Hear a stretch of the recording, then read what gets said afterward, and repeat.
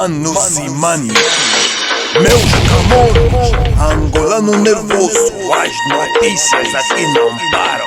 Estarás sempre informado no canal Angolano Nervoso TV. As notícias de todo mundo aqui agora, no canal Angolano Nervoso TV. Isto também é notícias. Manos, inscrevam-se no canal para estar informado de todas as notícias. Na medida em que devemos ter um país de pluralidade, de uma competição absolutamente aberta, sem medos e, particularmente, não aprovar leis com efeitos retroativos, que é outro elemento dramático, que nós não podemos, em circunstância nenhuma, que pretender ser uma democracia e depois andarmos aqui a fazer aquilo que as ditaduras africanas, as piores, fazem.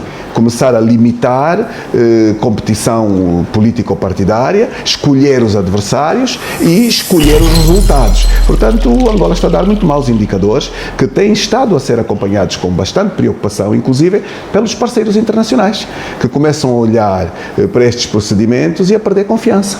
E isto tem consequências, inclusive, na disponibilidade para o investimento estrangeiro em Angola. E é preciso ter um pouco mais de responsabilidade.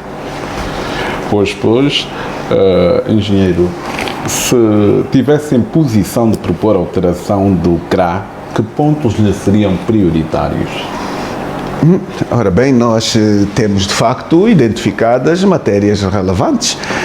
Uma das questões mais importantes que nós temos, isto tem muito a ver com a legitimidade do sistema de governação, a legitimidade com que se governa. E, como sabe, nós chamamos a Constituição que está em vigência uma Constituição atípica. E por que atípica?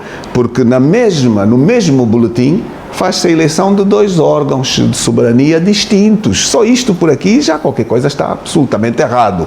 Como é que eu posso, com um boletim, eleger os deputados e com o mesmo boletim eleger o Presidente da República? Isto, qualquer coisa está mal. Quando, no equilíbrio dos poderes, e para se ter estabilidade política, estes poderes devem ser independentes, mas complementares, funcionarem em complementaridade, mas independentes. Um do outro. São órgãos de soberania bem distintos. Ora, só por aqui um erro enorme. Então nós tínhamos que repor a verdade destas questões e devíamos trazer aos angolanos a oportunidade de fazer a eleição direta e universal do seu Presidente da República. E isto foi deixado de fora, completamente, por conveniência. E, portanto, hoje, da forma que ainda temos o sistema eleitoral, o Presidente da República é eleito à boleia da lista do Parlamento. Parece que tem medo de se fazer um concurso direto. E uma boleia absolutamente atípica. Esta era uma das questões prioritárias, a eleição direta do Presidente da República.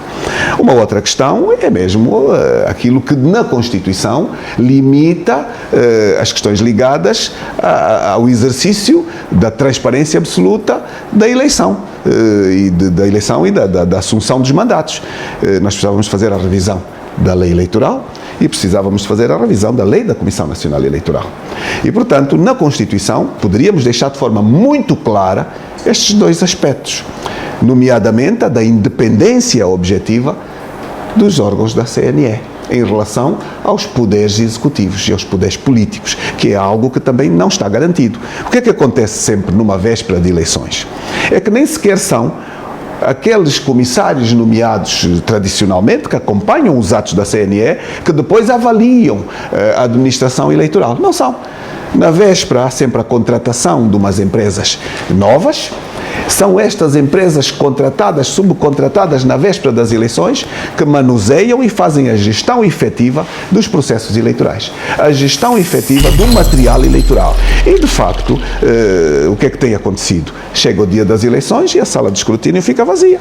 Mas depois vêm os resultados. Não sei de onde. E é isto que nós temos que acabar. Nós temos que pressionar para que, nesta matéria, haja verdade eleitoral. Transparência em nome da estabilidade política. Em nome da responsabilidade. Porque isto também tem, efetivamente, depois a desresponsabilização. Quem não foi eleito de forma direta não presta contas de forma direta. Isto tem consequências.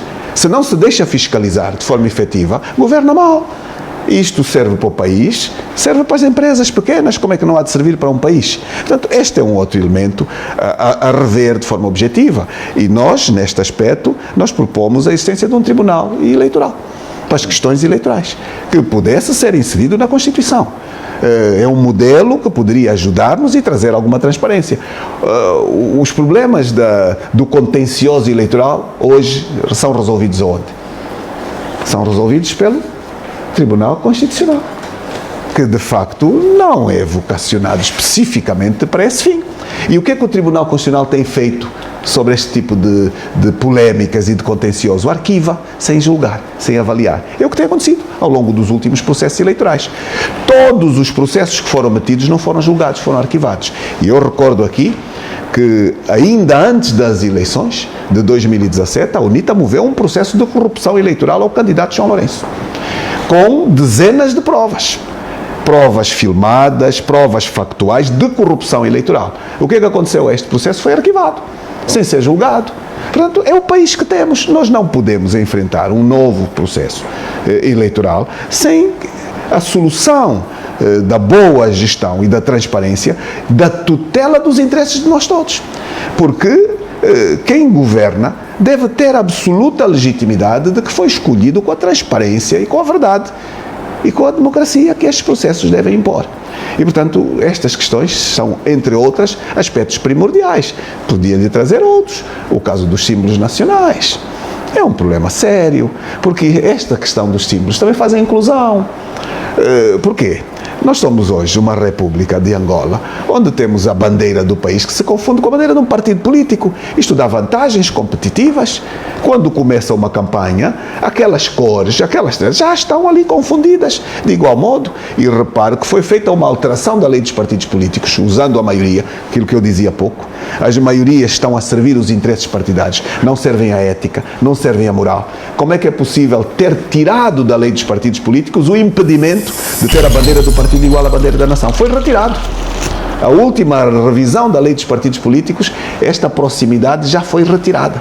E porquê? Porque é o partido que governa, que tinha a sua maioria e que transporta a imoralidade para os conteúdos legais. Isto não está bem, a nenhum nível.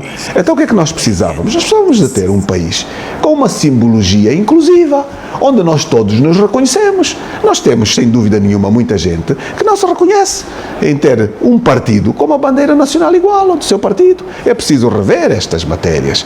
É um fator de inclusão nacional extremamente importante. Cito-lhe a lei de terras, é um outro elemento, por exemplo, só para lhe falar de alguns dos aspectos. Nós temos hoje uma lei de terras que diz que a terra é propriedade do Estado. Quando nós pensamos que a terra deve ser propriedade dos seus cidadãos, propriedade do povo. É uma diferença extraordinária. Ao darem este tipo de opções, depois quem decide é o ator que representa o Estado, é o Governo, que depois transfere para a sua tutela as terras de sua conveniência. E aí estão os conflitos todos instalados neste país, que são outro fator de uma série de problemáticas que temos. Depois, o cidadão que tem terrenos não consegue legalizá-los. Este é um outro problema dramático, mas isso já é um outros 30. Portanto, vamos para a questão da Constituição. Esta também seria uma proposta a rever, a titularidade da terra. Indiscutível, porque ela é fator, inclusive, de estabilidade para os seus povos. As constituições são documentos direcionados a servir em determinadas etapas os cidadãos dos países, no sentido de consolidar o país, de criar oportunidades, facilitar o seu desenvolvimento, e por isso são documentos alteráveis. As constituições não são permanentes, não são imutáveis. Elas devem servir os cidadãos dos países para os quais elas estão a ser feitas e não complicar, não retardar o desenvolvimento desses países. E, portanto, citei apenas aqui alguns casos.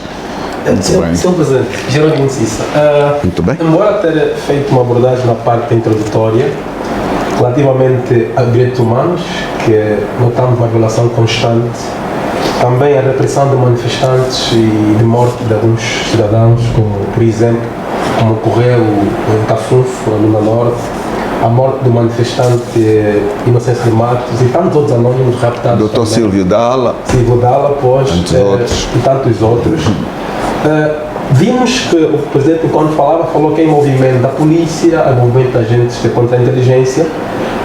Se for eleito Presidente, que reforma faria a esses órgãos que concorrem fundamentalmente àquilo que é a violação de direitos fundamentais dos cidadãos? sabe, eu cheguei à conclusão que muitas vezes o problema até nem é do polícia. O problema é do que lhes dá as ordens. e que faz uma gestão errada de instituições tão relevantes no nosso país. Não se pode em nenhuma circunstância questionar a importância, a centralidade e o papel de um corpo de defesa e segurança, por exemplo, como a polícia. Isso é indiscutível. Eu devo dizer mesmo que eu trabalhei num país, antes da paz ser realizada, foi a Itália, onde os programas de televisão tinham quase todos eles, inclusive as telenovelas, um agente da autoridade fardado nas cenas. E qual era a razão? Era a criação da confiança. Era através daquela imagem permanente naquele ecrã, fazer do polícia o meu amigo, o meu companheiro, a pessoa de confiança, a pessoa a quem eu me dirijo quando tenho um problema. E este é um exemplo bom que nós devíamos trazer para o nosso país, em vez de fazer o contrário, fazer do polícia um elemento que dispara, que bate, que rapta. Isto não é bom, nem é correto. De quem é a responsabilidade? Sem dúvida nenhuma que a responsabilidade é de quem vende este tipo de exposição a estes institutos, a estas instituições, aliás, tão relevantes e tão importantes no nosso país. Infelizmente, nós temos visto ocorrer este tipo de violações, quase sempre sem responsabilização, onde depois a responsabilidade morre sempre solteira. O culpado nunca existe. E este é um outro fator perigosíssimo para o incentivo à violação, à violência, porque depois o prevaricador não é responsabilizado.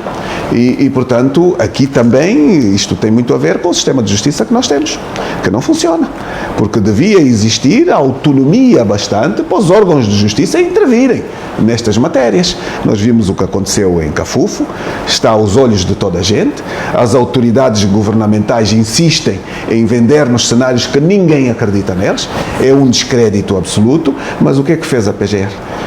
Será que teve a coragem de levantar um processo a quem está a vir hoje com dados errados? Quando nós temos dezenas de vídeos, nós temos instituições acima de qualquer suspeita, agora até pior, a Igreja Católica aparece com um relatório da Comissão de Justiça e Paz que não fala sequer nos 28 mortos, que foi aquilo que foi, mais os desaparecidos, o resultado da investigação que os deputados da UNITA tinham realizado até a altura que lá estiveram. Agora a Igreja fala de 55 mortos, entre outros desaparecidos. Isto é gravíssimo. Mas, Sr. Presidente, nós Isto é inaceitável. Permitam-me, vimos também, ainda no âmbito dessa questão, havia um mais velho, Soba, que deu depoimento sobre desaparecidos, com um discurso voltado à realidade. E depois, passado uma semana, o mais velho foi obrigado a fazer um discurso. E vimos também, exatamente, os deputados da UNITA não tiveram acesso à cidade de Cafufo. Será que o processo para por ali, relativamente a essas matanças? Eu penso que o processo não deve parar por ali, até porque não há quem hoje deixe de associar esses procedimentos à pré-campanha eleitoral. Há quem hoje não deixa de pensar que se está a criar aqui uma cultura do não te envolvas, não manifestes, não te metas, no sentido de reduzir os direitos políticos dos cidadãos e poderem realizar o país ao seu belo gosto. E, pelo que nós vimos, não estará eventualmente destituído de verdade nesta matéria.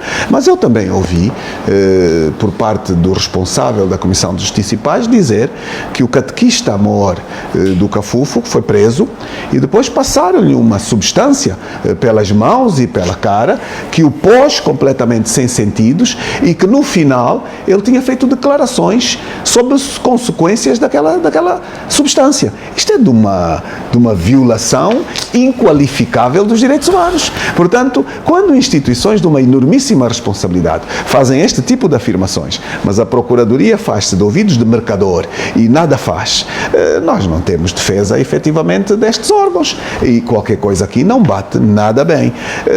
Eu ouvi dizer que os jovens que foram raptados nesta última manifestação iam intentar um processo. Eu espero que o façam, para vermos se de facto a justiça funciona, porque o cidadão, esse sim, o cidadão está mais maduro. O cidadão hoje já não engola qualquer história, e ainda bem, E particularmente entre este espaço do cidadão que não engola está o jovem. O jovem hoje está consciente dos seus direitos, consciente dos seus desafios e com uma coragem extraordinária. Não é por nada, mas se me permitem, eu queria partir daqui, mais uma vez, agradecer àqueles cidadãos que durante a última semana assumiram a convocatória de uma manifestação de solidariedade para com, por exemplo, o Presidente, não no plano político-partidário, o Presidente da UNITA, mas no plano daquilo que tem sido o tratamento da criminalização fruto do comportamento dos órgãos de comunicação social públicos, da violação total da lei de imprensa, da violação do contraditório, da violação do direito de resposta, da violação da universalidade, da oportunidade de acesso àquilo que é de nós todos. E, portanto, esta juventude mostra uma enorme maturidade que, apesar da chuvada, apesar dos raptos, apesar das ameaças, está-nos a mostrar que tem consciência dos desafios e que hoje não deixa o seu lugar vazio. Portanto, bem-haja esta juventude, bem-haja efetivamente esta coragem, e, como diz respeito, o meu agradecimento, o meu tirar o chapéu, mas não vejo isto como uma questão individual, pessoal. Eu vejo isto como uma maturidade que começa a ser evidente por parte da nossa juventude. Então voltemos ao nosso debate. Estes casos, infelizmente, repetem-se. E repetem-se sem um balanço conclusivo. E nós não devemos permitir que isto fique no esquecimento. E eu, há pouco dizia-lhe, o cidadão Silvio Dalla, médico, que morreu na esquadra.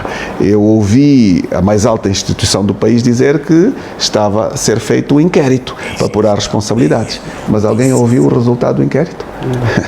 Eu ouvi falar disto há mais de 8 meses atrás. Mas depois fica tudo esquecido, não há nada. Hoje nós estamos a ouvir dizer que haverá um inquérito feito por quem? Inclusive é por parte de quem esteve envolvido nos atos. Isso não tem credibilidade a nenhum nível. Tínhamos a coragem de assumir com credibilidade a responsabilização, o levantamento dos factos e dos atos. Porquê que os cidadãos não foram deixados, cidadãos, alguns ativistas, e os deputados não foram deixados entrar? Porque havia operações de limpeza dentro da Vila do Cafufo, operações de limpeza que foram testemunhados pelos populares, que foram dando indicadores aos deputados. E o que é que se fez a seguir? Mudou-se toda a tropa que lá estava. Foi mandada para centenas de quilómetros para outras cidades, para outras províncias, substituída por componentes militares que estavam noutras províncias para fazer perder a memória visual de quem assistiu. Ora, tudo isto são factos que toda a gente conhece. Então, é preciso fazermos um país mais sério. Um país, também neste aspecto, repare, eu falei de questões que são reais, mas nós precisamos de fazer um país também mais tranquilo, hein? Um país mais inclusivo, um país com mais diálogo, um país com mais irmandade, um país com reconciliação genuína, mas isso depende de atos reais, formais, onde a responsabilidade de quem governa é incomensuravelmente maior do que a responsabilidade, por exemplo, de um partido político que está na oposição. Nós temos disponibilidade, nós temos vontade deste diálogo, mas os instrumentos não estão na nossa mão. Portanto, nós estamos aqui a reafirmar a necessidade de termos um país mais dialogante, a necessidade de termos um país mais inclusivo, a necessidade de termos um país que passe mensagens de estabilidade efetiva, mas a responsabilidade maior é de quem de facto ocupa os lugares de relevo da governação, mais do que nós. Portanto, estas questões são muito sérias. Presidente, o tecido social vai se degradando, né? O desemprego em Angola cresce em níveis assustadores e, pelo que nos consta, nós temos uma dívida na ordem de 134% do PIB, acima de 60% previsto na Lei 15/10, Lei de Quadro do OGE. E, portanto, qual é a solução para esses problemas que assolam um país? Boa governação, transparência, prestação de contas, sem dúvida. Aqui não há nada que se deva inventar, mas também